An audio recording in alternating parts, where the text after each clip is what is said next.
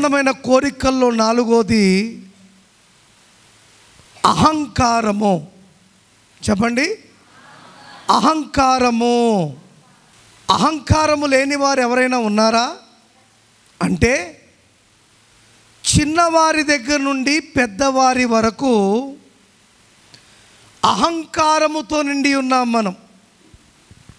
దేంతో? అహంకారముతో.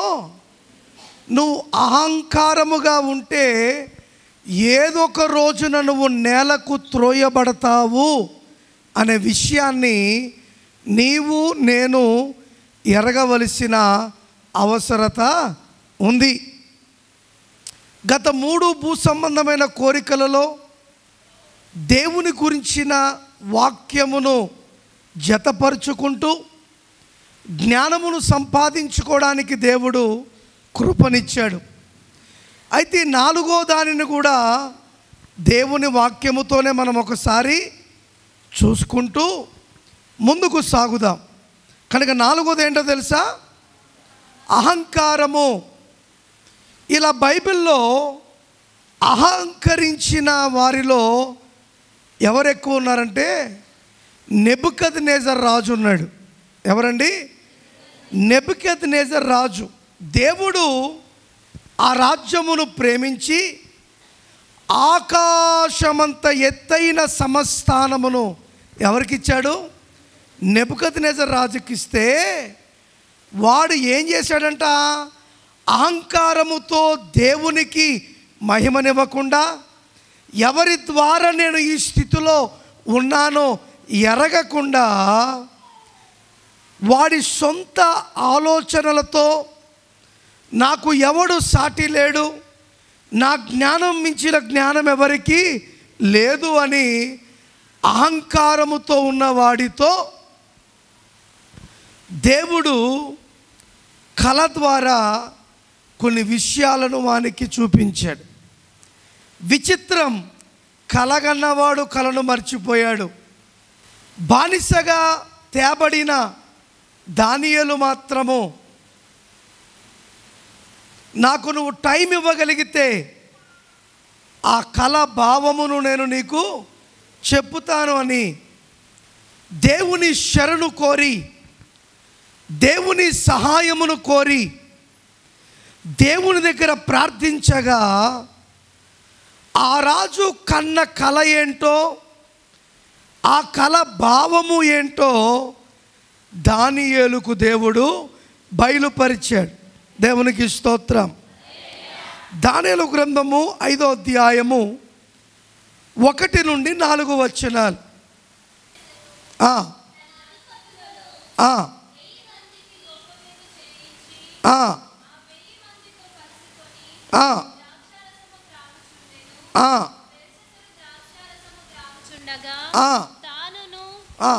తన అధిపతులను, తన రాణులను, తన ఉపపత్నులను వాటిలో ద్రాక్షారసము పోసి త్రాగునట్లు తన తండ్రియగు నెబుకద్నెజరు యెరూషలేములోని ఆలయములో నుండి తెచ్చిన వెండి బంగారు పాత్రలను తెమ్మని ఆజ్ఞ ఇచ్చెను. చూడండి, ఈ అహంకారము ఎవరితో ప్రారంభమైంది?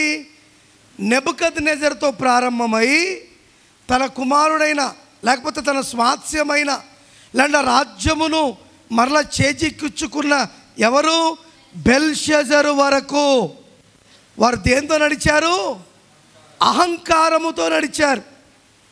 అయితే నెబుకద్నెజరు కలిగి ఉన్న అహంకారానికి దేవుడు బుద్ధి చెప్తే, బెల్షజరు ఇంకా అహంకారంతో ఏం చేస్తున్నాడు?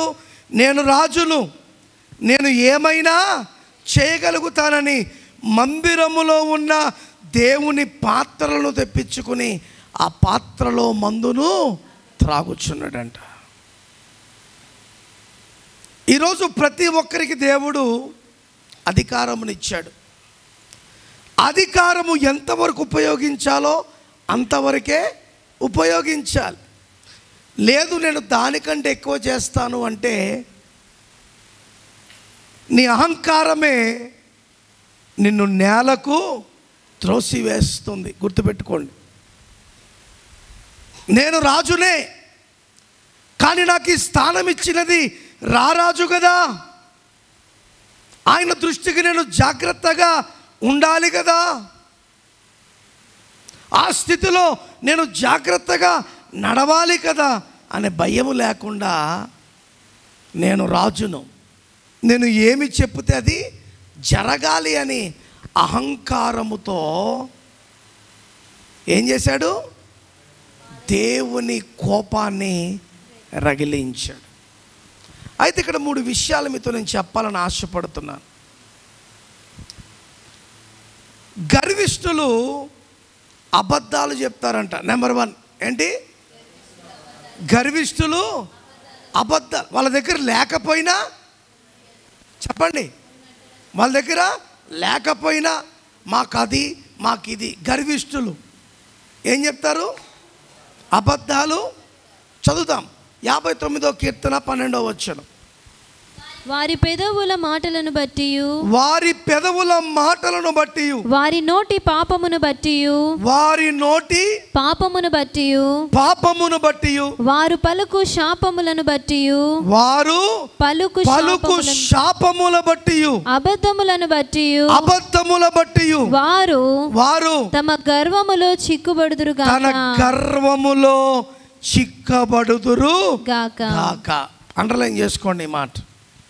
దేని ద్వారా అంట నయోమి? మాట, పెదవుల ద్వారా. వారు దేంట్లో చిక్కుకుంటారు? చెప్పండి. గర్వములో చిక్కుకుంటారు. అందుకే ఏదైనా నువ్వు మాట్లాడుతున్నప్పుడు ఉన్నది ఉన్నట్టు మాట్లాడు, కానీ గర్వించి మాట్లాడదు. నాకేం, నేనేదైనా, నేనేమైనా, నాకింత నాకంత అని ఎప్పుడు చెప్పొద్దు. ఆ మాట నేను ఎక్కడ నడిపిస్తుంది? నాశనమునకు నడిపిస్తుంది. నెబుకద్నెజరు గర్వముతో విర్రవీగాడు. బెల్షెజరు గర్వముతో విర్రవీగాడు.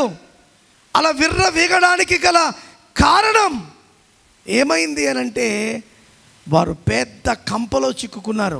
ఏ కంపది? అహంకారం అనే కంప. ఇప్పుడు ఆ కంపలోంచి బయటికి రావాలంటే ఎవరి వల్ల అవుతుందా? చెప్పండి. అందుకే కంప ఎక్కువ ఉంటే ఏం చేస్తారు? అంటిచ్చేస్తూ ఉంటారు. ఈ మధ్య పోలీసులు బందులు చేసినప్పుడు రోడ్ల మీద కూడా కొన్ని రకమైన స్ప్రింగులు పెడతా ఉంటారు. దాంట్లో ఎవరు ఇరుక్కున్నా కూడా బయటికి రావడం చాలా కష్టం. దాన్ని ఏమంటారు? చిక్కు. ఆ చిక్కు నుండి బయటికి రావాలంటే చాలా కష్టం. అందుకే మనం ఏంటో మనకు తెలిసి ఉండాలి, మనం ఏం మాట్లాడుతున్నామో మనకు తెలిసి ఉండాలి, మనది ఏ స్థితితో మనకు తెలిసి ఉండాలి, మన స్తోమత ఎంతో మనకు తెలిసి ఉండాలా. దానికంటే ఎక్కువ పోతే గుర్తుపెట్టుకో, నీ పెదవులు నిన్ను కంపలోకి జారుస్తావు. ఒకవేళ ఎవరితోన్నా మాట్లాడేసాక నీ భార్య ఎవరన్నా ఏంటి కట్ట చెప్పినావు అంటే, అంతే నువ్వు నోరు మూసుకో అని అంటాడు. అంతే. అహంకారం అనేది మనిషిని ఏం చేస్తుంది? ఏం చేస్తుంది? దారము తెగిన బుగ్గ మాదిరి ఎగరేస్తూ ఉంటుంది. ఇప్పుడు బుగ్గకు దారం కట్టి పట్టుకున్నావు, తెగిపోయిన దారం ఏమవుతుంది? రా అంటే వస్తుందా? ఏమవుతుంది? అది ఎగిరెగిరో ఎక్కడో పడి పడక్ మన మగులుతుంది. ఈరోజు మన అహంకారము కూడా అటువంటిదే. మనం చాలా జాగ్రత్త. అందుకే అహంకారులు ఏం చేస్తారంట? అబద్ధములు ఆడతారంట. అహంకారులు అబద్ధములు ఆడతారు. రెండోది, అహంకారులు ఇతరులను వెక్కిరిస్తారంట. ఏంటండి? అహంకారులు చచ్చిపోతున్నావా, ఏమీ లేదా, అట్టనా, మాకు చూడు. వెక్కిరించడం. అసలు నీకున్న దాన్ని బట్టి ఎవరన్నా వెక్కిరించవచ్చా? నువ్వు నీకు ఇచ్చాడా? తగ్గింపు కలిగి ఉండు, దాన్ని ఇంకా రెట్టింపు చేస్తాడు. నీకున్నది వేరే వాళ్ళ దగ్గర లేకపోతే వెక్కిరించొద్దు. నువ్వు ఏ విధంగా పొందుకున్నావో దాన్ని వారికి చెప్పు, వారు దాన్ని పొందుకోవడానికి అవకాశము ఉంటుంది. దీనికి కూడా రెఫరెన్స్ ఇస్తాను. సామెతల గ్రంథం 21వ అధ్యాయం 24వ వచనం. సామెతల గ్రంథము 21వ అధ్యాయం 24వ వచనం. The prideful mocks others. జాగ్రత్తగా వినండి. అహంకారి అయిన గర్విష్ఠునికి అపహాసకుడని పేరు. ఏమండి, ఏం పేరంటండి? అపహాసకుడు. అంటే వాడు ఏం చేస్తున్నాడు? ఇతరులను ఏం చేస్తున్నాడు? వెక్కిరిస్తున్నాడు. ఇతరులను ఏం చేస్తున్నాడు? వెక్కిరిస్తున్నాడు. ఇది నా మాట కాదు, బైబిల్ చెప్తుంది. ఏమంటుంది? అహంకారి అయిన గర్విష్ఠునికి అపహాసకుడని పేరు. అట్టివాడు అమిత గర్వముతో ప్రవర్తించును.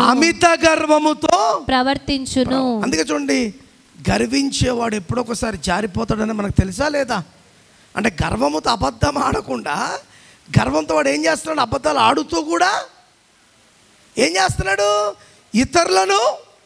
అందుకే కీర్తనల గ్రంథం 1:1 అన్నాడు, దుష్టుల ఆలోచన చెప్పున నడవక, పాపుల మార్గమున నిలవక, అపహాసకులు కూర్చుండు చోటున కూర్చుండక, యెహోవా ధర్మశాస్త్రమునందు ఆనందించుచు దివారాత్రులు ధ్యానించువాడు ధన్యుడు. దేవునికి స్తోత్రం. హల్లెలూయా. ఏమంటున్నాడు? దుష్టుల ఆలోచన చెప్పున నడవక, పాపుల మార్గమున నిలవక. ఇప్పుడు మూడోది, అపహాసకులు.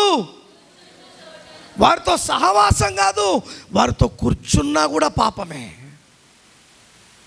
ఈరోజు ఎంతమంది లేరటువంటి అహంకారులు మన మధ్యన? తెలవని అహంకారం. నేను వారితో కూర్చోను, నాది ఇది. నో, మనం ఏ స్థితి నుంచి వచ్చామో ఎప్పుడు ఆ స్థితిని మనము మర్చిపోకూడదు. అహంకారము వల్ల ఏం పుట్టుకొస్తుంది? అపహాసము పుట్టుకొస్తుంది. మనం చాలా జాగ్రత్తగా ఉండాలి. వీరికి మనము దూరముగా ఉండాలి. ఈ భూ సంబంధమైన కోరికలలో పడి అసలైన కోరికలు తీర్చే దేవునికి మనం ఏమైపోతున్నాము? దూరం అయిపోతున్నాం. కనుక అహంకారులు అబద్ధం ఆడతారు. రెండోది, అహంకారులు ఇతరులను వెక్కిరిస్తారు. మూడోది ఏంటో తెలుసా? అహంకారులు మోసపోతారంట. అహంకారులు ఏమవుతారు? మోసపోతారు. చదువుదామా? ఓబేద్యా 1:3 ఏమంటున్నాడు?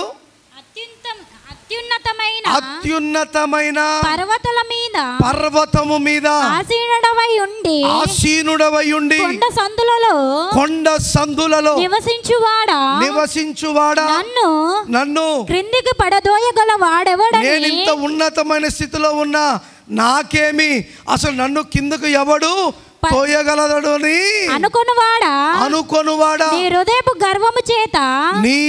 అలాగనుకున్నావా? నీ హృదయము గర్వము చేత నీవు మోసపోతివి. నీవేమైతివి? మోసపోతివి. దేవుడు ఉన్నవాణ్ణి లేనట్టుగా చేయగలుగుతాడు, లేనివాణ్ణి ఉన్నట్టుగా. చూడండి, డబ్బు రానంత వరకు మనిషికి ఒక ఆలోచన, డబ్బు రాగానే ఒక ఆలోచన. డబ్బు వచ్చినప్పుడు అంటాడు, నీకు ఇంత ఇస్తలే, నీకు ఇంత ఇస్తలే, నీకు ఇంత ఇస్తలే. డబ్బు వచ్చినాక ఏమిస్తలే, నా పరిస్థితే బాలే. మార్చేశారా లేదా మాట? అందుకే మనం మాట ఇస్తే 100 6 6 100 ఆ మాట ప్రకారంగా బ్రతకాలి. ఒకవేళ నీకు ఆ ఉద్దేశం లేకపోతే ఉద్ధర మాటలు ఎప్పుడు మాట్లాడకూడదు. ఇప్పుడు మనం అంతా ఏం చేస్తున్నాం? ఉద్ధర మాటలు మాట్లాడేసి వస్తే చూద్దామంటావు, వచ్చిన తర్వాత ఇప్పుడు యాలే అంటావు, ఇంకా మహా అంటే నోరు జారానంటావు, అప్పుడు ఇయ్యాలనే మనసు ఉందంటావు. మరి ఇప్పుడు ఏ మనసు లేదు. అంటే మీరు ఎటువంటి వారు? అంతెత్తున కూర్చుని ఇప్పుడు మమ్మల్ని ఎవడైనా త్రోసివేయగలుగుతాడా అంటే దేవుడు ఖచ్చితంగా త్రోసేస్తాడు. నెబుకద్నెజర్ రాజు స్థితి చాలా గొప్పది. చాలా ఏమయ్యాడు చెప్పనా? అడవి జంతువుల వలె గడ్డిని తిన్నాడు. బెల్షస్సరు గొప్పవాడే, కానీ వాని మనసులో ఉన్న అహంకారమును బట్టి దేవుని చేత తుయ్యబడ్డాడు. తుయ్యబడితే ఏం జరిగింది? ఏం జరిగింది? నేలకు అంటున్నాడు, మెనే మెనే టీకేలు ఫార్సెల్ రాసెను శాసనము దేవుని చేతితో. అంటే దేవుడు నిన్ను త్రాసులో తూయగా నువ్వేమైపోయావు? తేలిపోయావు. మరి నీ నా పరిస్థితి ఏంటి? నీ నా పరిస్థితి ఏంటి? సరితూగలుగుతున్నావా? సరితూగిందంటే సరి సమానంగా ఉన్నట్టు, కానీ మనకు తక్కడ కన్నగా కిందికి పోవాలా. ఏంటి? తక్కడ తపక్ మన కింద కొట్టుకుంటేనే అప్పుడు పడతావు. ఏ కూరగాయలు అయ్యాను సరి సమానంగా ఉంటే అర్థం ఏంటి? ఇంకా కుదిరిపోయింది, లెక్క అయిపోయిందని. మరి ఇప్పుడు దేవుడు నిన్ను త్రాసులో తూస్తే, ఇప్పుడు మనోహర్ను దేవుడు త్రాసులో తూస్తే నేనేమవ్వాలి? తేలిపోవాలా? తేలిపోవాలా? చెప్పండి, తేలిపోవాలా? మనమందరం తేలిపోయే భక్తులు చేస్తున్నాం, తేలిపోయే ప్రార్థనలు చేస్తున్నాం, తేలిపోయే విశ్వాసాలను కలిగి ఉంటున్నాం. మన జీవితం ఎప్పుడు తేలకుండా దేవుని నెగ్గించే దిస్తులు ఎవరైనా ఉన్నామా? అలా ఉండాలంటే చాలా కష్టపడాలి, అలా ఉండాలంటే చాలా ప్రయాస పడాలి. ఏదో గుడికి వచ్చేస్తున్నాం, పాటలు పాడేస్తాం, ఏదో ఉన్నాం, ఏదో వెళ్ళిపోతున్నామంటే భక్తి కాదు. దేవుడు నిన్ను తూచినప్పుడు నువ్వేమవ్వాలి? బలముగా తూగగలగాలి, బలముగా అందుకే అహంకారులు 3 విషయాలు చేస్తారు. ఒకటి, అహంకారులు అబద్ధములు ఆడతారు. రెండోది, అహంకారులు ఇతరులను వెక్కిరిస్తారు. మూడోది, అహంకారులు మోసపోతారు. అందుకే భూ సంబంధమైన కోరికల్లో ఉన్న ఈ 4 ఎప్పుడు మన జీవితాలలో ఉండకూడదు. అందుకే సామెతలు 12:20 చూడండి. కీడు కల్పించు వారి హృదయములో, కీడు కల్పించు వారి హృదయములో, కల్పించు తప్పించు కాదు, కీడు కల్పించు వాని హృదయములో మోసము కలదు. సమాధానపరచుటకై ఆలోచన చెప్పువారు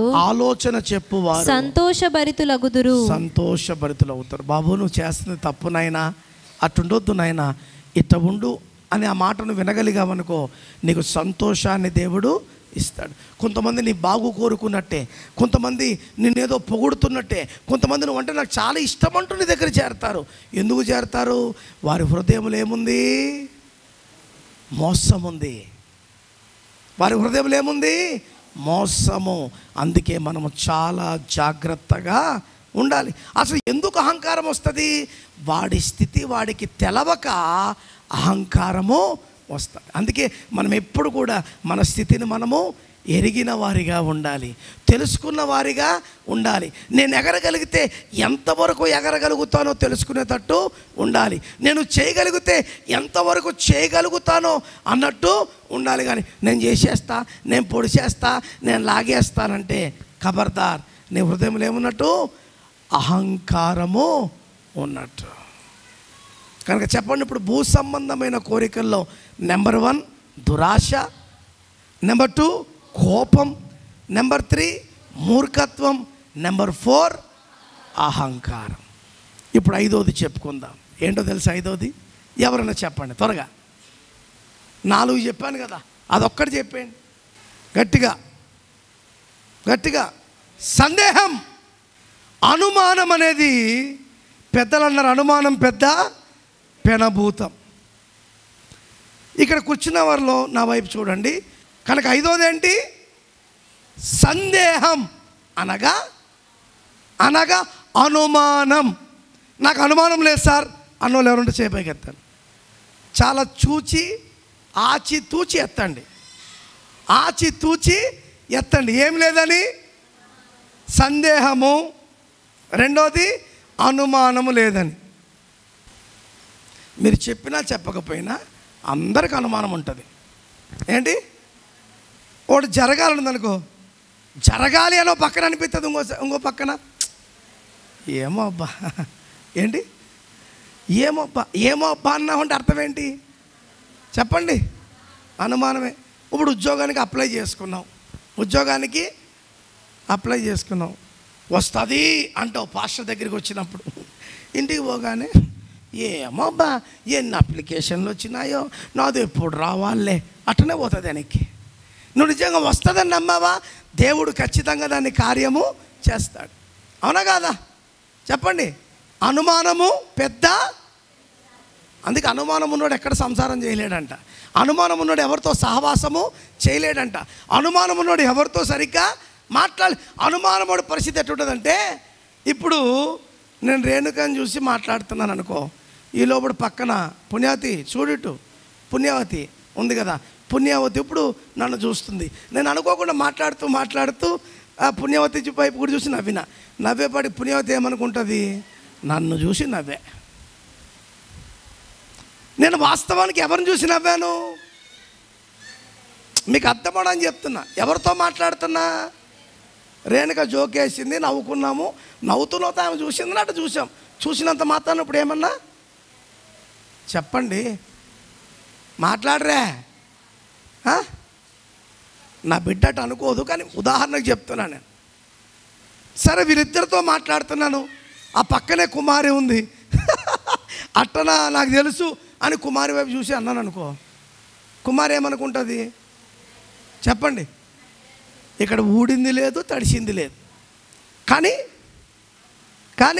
నేను అదంట, కొన్ని సరదాగా మాట్లాడే మాటలు కూడా మనిషికి ఏం పుట్టిస్తాయి? అనుమానం పుట్టిస్తాయి. ఈ అనుమానం నువ్వు పెట్టుకోవడం బట్టి ఏమవుతుంది? సరే, మీకు ఒక ఉదాహరణ చెప్తా. కరోనా ఏంటి చెప్పండి? కరోనా. చాలామంది చచ్చిపోయారు కరోనా వచ్చి. ఎందుకు చచ్చిపోయారు తెలుసా? అనుమానంతో చచ్చారు. దేంతో? అనుమానంతో చచ్చారు. కానీ నిజంగా రోగము వచ్చి చచ్చిన వాళ్ళు చాలా తక్కువ. ఎందుకు అనుమానం?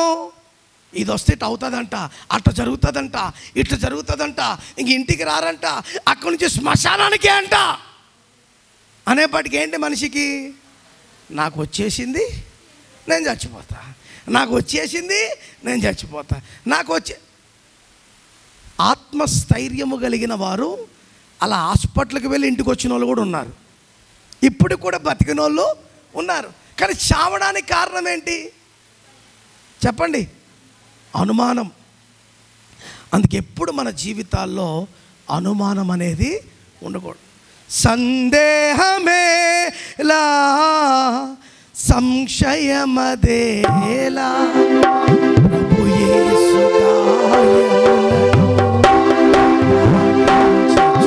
గాయములను నీ గాయముల్లో ఏలు పెడితే కానీ నువ్వు దేవుడు అని నేను నమ్మను. ఒక్కసారే పెట్టాడు, కానీ ఆ తర్వాత తన జీవితాన్నే మార్చుకుని ఈ భారతదేశానికి యేసును పరిచయం చేశాడు. చెప్పలు కొడుతూ గట్టిగా దేవుడిని స్తుతించాడు. హల్లెలూయా. అనుమానం ఉంటుంది, కానీ అనుమానాన్ని నువ్వు చంపేయగలిగితే నీ ఎడల కార్యము చేసు దేవుడు నీ పక్షమున కార్యమును చేస్తాడు. దేవునికి స్తోత్రం. 33 సార్లు ఉంది బైబిల్లో ఏ మాట? సందేహము. చెప్పండి, సందేహం. మీకు చాలాసార్లు చెప్పా. పేతురు యేసు మాటను విని విశ్వాసముతో అడుగుపెట్టాడు. దేని మీద? నీటి మీద. ఇప్పుడు ఓడకు యేసుకు మధ్యలో నీళ్ళ మీద ఉన్నాడు ఎవరు? పేతురు. సందేహం వచ్చింది. ఆనంద్ ఏమనుకున్నాడు? నేనేనా? దబ దబ దబ దబ దబ దబ మునిగాడు. ఇది నేను కాదు, ఇది దేవుడే అనుకుంటే మునిగేవాడు. అండ్ ఇది కూడా గొప్ప పాఠం ఉంది. మనం కూడా అంతే. యేసును చేరుకుంటున్న మనము మధ్యలోకి వచ్చి ఏం చేస్తున్నాం? నేనే ఎంత దూరం వచ్చినా యావద్దబ్బోయ్ అని వెనక్కిపోయేటోళ్ళు కొంతమంది ఉన్నారు. యావద్దబ్బోయ్ అని అక్కడే కూసుకునేటోళ్ళు కొంతమంది ఉన్నారు. ఇంకా సాలే అప్ప అనుకునే వాళ్ళు ఉన్నారు. కొంతమంది లేలే యేసు నా గురి, ఆ గురికి చేరేంత వరకు నేను చావను అనుకునేవారు ఉన్నారు. నువ్వు ఏ కోవలో ఉన్నావో ఒకసారి నీవు ఆలోచించుకో. బైబిల్లో గొప్ప గొప్ప భక్తులు అన్న వారందరికీ అనుమానాలు వచ్చాయి. ఎవరికి వచ్చాయి? ఎందుకు బైబిల్ ఇవన్నీ రాయిపించాడంటే, నువ్వు రేపొద్దున్న దేవుని ఎల్ల నువ్వు అనుమానము పెట్టుకో. ఆయన జరుగుతుందంటే జరుగుతుంది, కాదన్నాడంటే కాదు. ఈ మొట్టమొదటి అనుమానం ఈ భూమి మీద ఎవరికి పుట్టింది? మొట్టమొదటి అనుమానము ఆదాము అవ్వకు వచ్చింది. ఎవరికి వచ్చింది? ఆదాము అవ్వకు అనుమానం వచ్చిందని దేవుడు విడిచిపెట్టాడా? చెప్పండి, విడిచిపెట్టలే. కానీ అనుమానము ద్వారా వారు నష్టపోయింది చాలా. మరి ఏదైతే నష్టపోయి ఈరోజు మనము కూడా దాన్ని ఏమవుతున్నాము? నష్టపోతున్నాం. ఏంటి మొట్టమొదటిగా వాళ్ళకి వచ్చిన అనుమానం? ఆదికాండం 3:22 మంచి చెడ్డలను ఎరుగునట్లు ఆదాము మనలో ఒకని వంటి వాడాయను. కాబట్టి అతడు ఒకవేళ తన చెయ్యి చాచి జీవవృక్ష ఫలమును కూడా తీసుకొని తిని నిరంతరము జీవించునేమో అని దేవుడైన యెహోవా అతడు ఏ నేల నుండి తీయబడెనో దాన్ని సేద్యపరచుటకు ఏదెను తోటలో నుండి అతన్ని పంపివేసెను. ఏంటి అనుమానం? దేవుడు ముందుగానే ఏం చెప్పాడు? మంచి చెడు గురించి చెప్పాడు. ఇప్పుడు 2:17 చదువుకుందాం. అయితే మంచి చెడ్డలు తెలివినిచ్చు వృక్ష ఫలములను తినకూడదు, నీవు వాటిని తిను దినమున నిశ్చయముగా చచ్చెదవని నరునికి ఆజ్ఞాపించెను. నరునికి వినండి, నిశ్చయముగా ఈ పండు తింటే నువ్వు చెప్పాలి, అందరు చెప్పాలి, నిశ్చయంగా ఈ పండు తింటే నువ్వు అని దేవుడు చెప్పాడు. కానీ సాతాను ఏం పెట్టింది తెలుసా? నువ్వు తింటే దేవదూత రూపం అయిపోతావు. అది దేవునికి ఇష్టము లేక ఈ పండును అనుమానపడ్డారా లేదా? అక్కడ అంటే ఎవరి మాట నమ్మాలి? నిన్ను పుట్టించిన దేవుని మాట నువ్వు, నిన్ను నాశనము చేసేవాడి మాట నమ్మకూడదు. కానీ వీరు ఎవరి మాట నమ్మారు? ప్రాణమిచ్చిన దేవుని కంటే, రూపించిన దేవుని కంటే, సర్వమును పరిపాలించగలిగిన అధికారం ఇచ్చిన దేవుని కంటే వారిని నాశనము చేయడానికి వచ్చిన సాతాను మాటనే విని అట్టనా అని అనుమానించి ఆ పండు తిన్నారు. తినడం బట్టి లాభపడ్డారా? శపింపబడ్డారా? చెప్పండి. కారణం అనుమానం. కారణం నేను అటు అనుకోలే సార్, తెలుసు అటు అనుకోలే, కానీ అటు అయిపోయింది సార్ అంటాం. అయిపోయాక ఏం చేస్తాం? అందుకు ఒక సామెత ఉంది, చేతులు కాలిన తర్వాత ఆకులు పట్టుకోవడం వల్ల ప్రయోజనము లేదు. అలా అంత అయిపోయాక ఇంకేం చేస్తాం? ఏ సాతానా, నువ్వు మాలో అనుమానం పుట్టించవలసిన పని లేదు. మా దేవుడు ఏమి చెప్తే మేము అది నమ్ముతాం, మాకు అదే కావాలి అని ధైర్యంగా నిలబడిన సత్తాలో వారు ఉన్నారా?